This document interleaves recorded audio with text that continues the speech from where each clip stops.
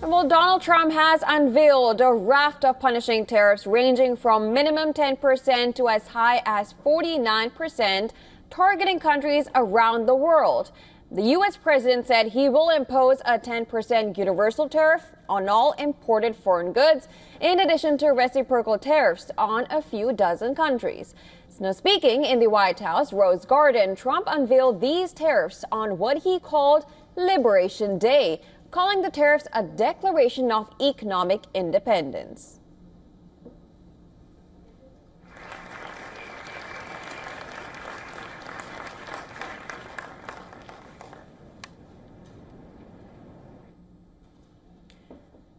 The 10% universal tariff will go into effect on 5th of April, while the reciprocal tariffs will begin on 9th of April. These tariffs will affect some of the closest trading partners of the U.S.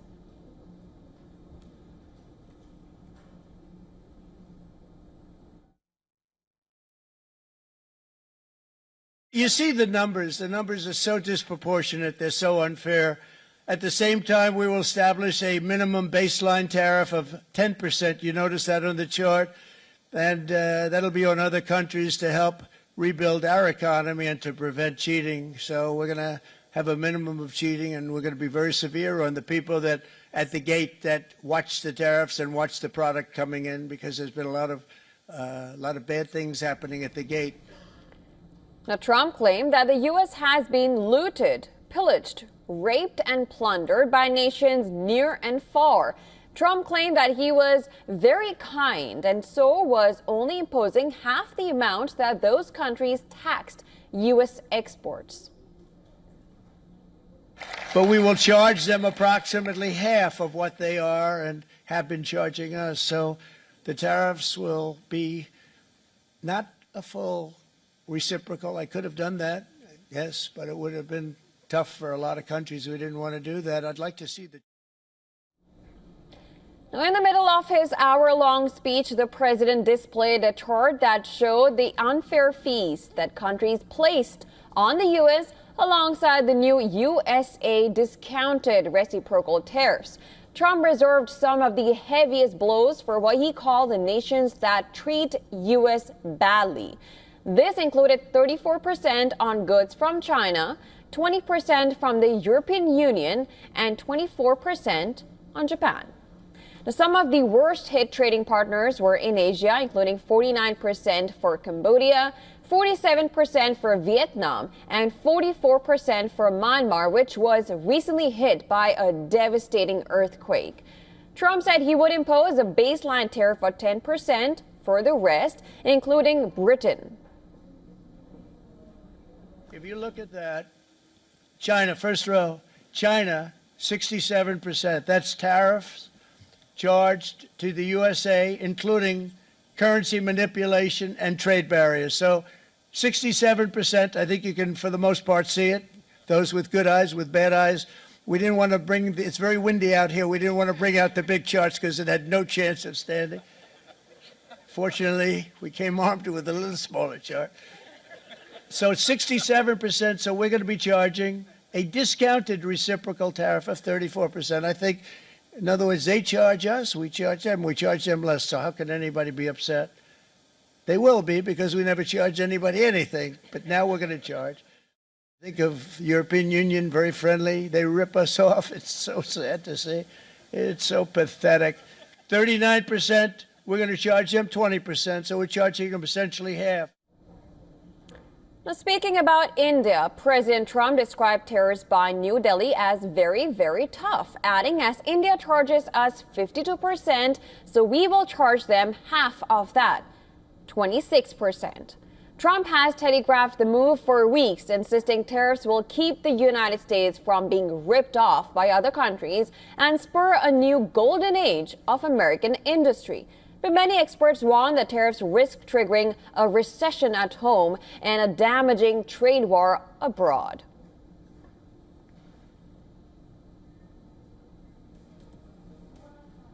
And for more on this, our correspondent Susan Tehrani sent us this report from New York. Listen in. President Donald Trump has unveiled new reciprocal tariffs with a 10% baseline on all imports, with harsher rates like 34% on Chinese goods and 20% on the European Union. Critics argue that it may spike consumer prices, hurt import-heavy businesses, and even push the United States into a recession.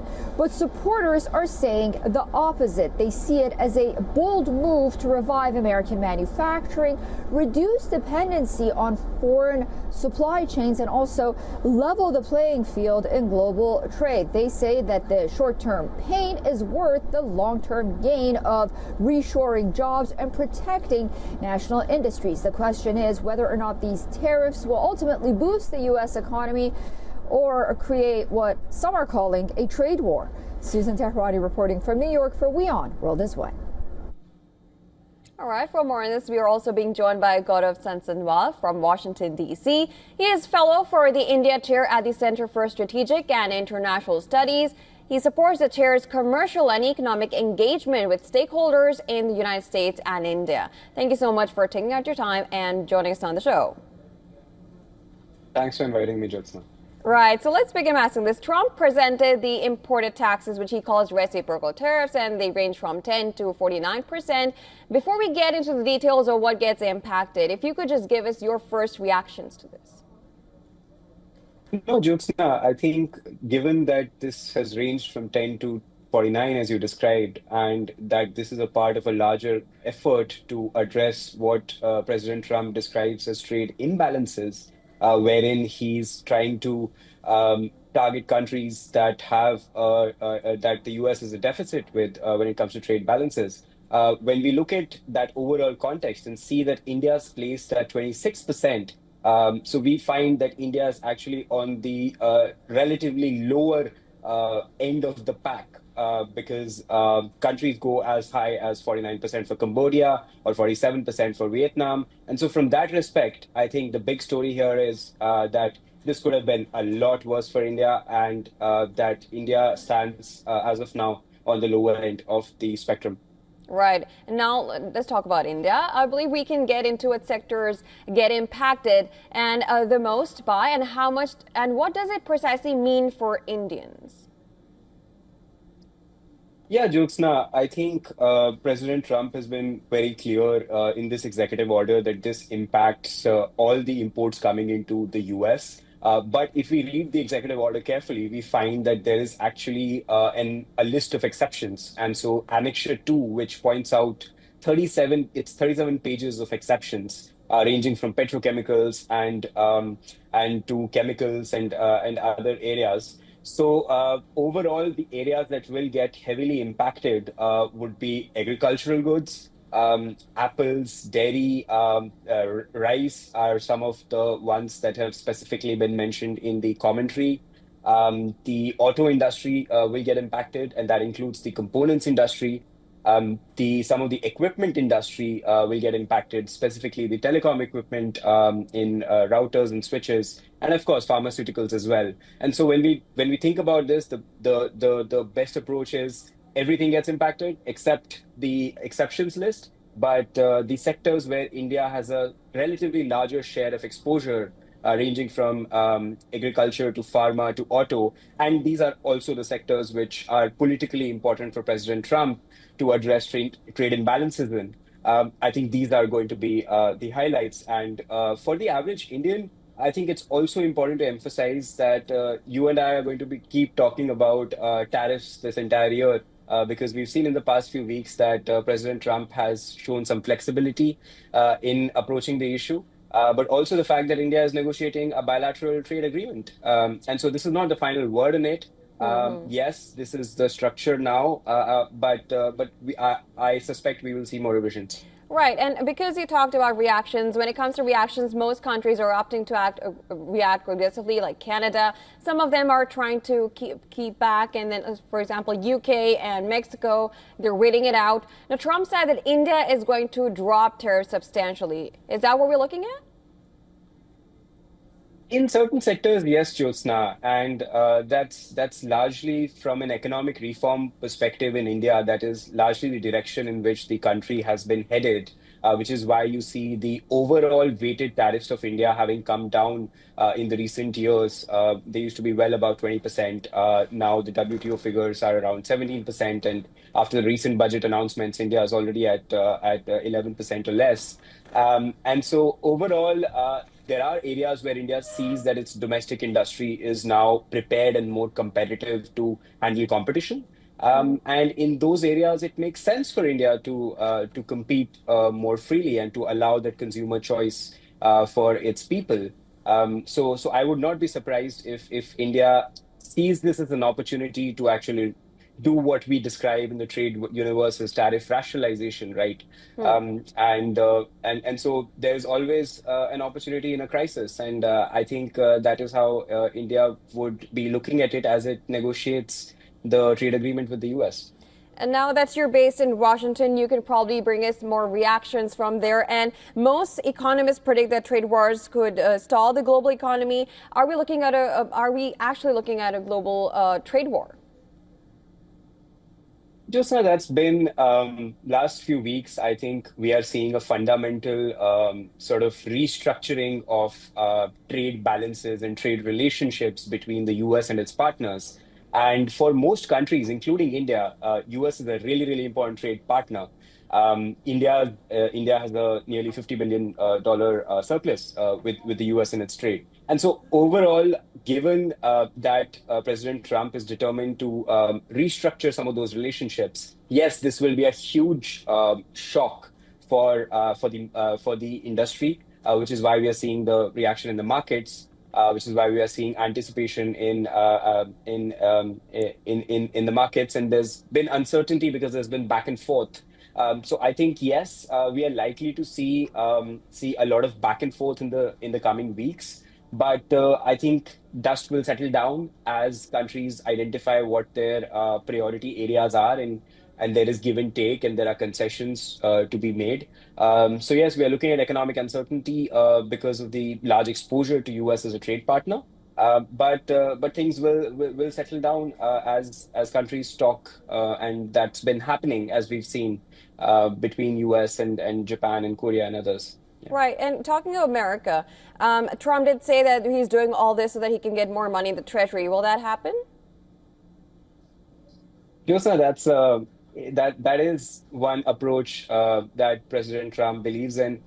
He often talks about President McKinley in the US, who looked at tariffs as a way for the exchequer to make more money. Overall, of course, the consensus in the trade community in the last few decades has been that tariffs are not a tool for the governments to make money. It's a tool that you use to address equities in trading relationships. But this now is an approach to see how it can be used as a tool.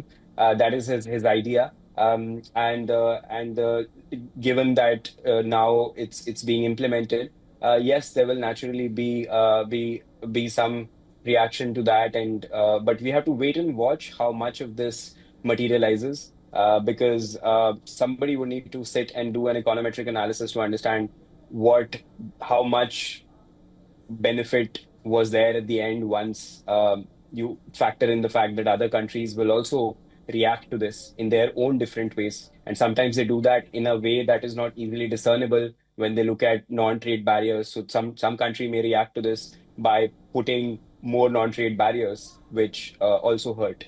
So overall, yes, I think that is his intention.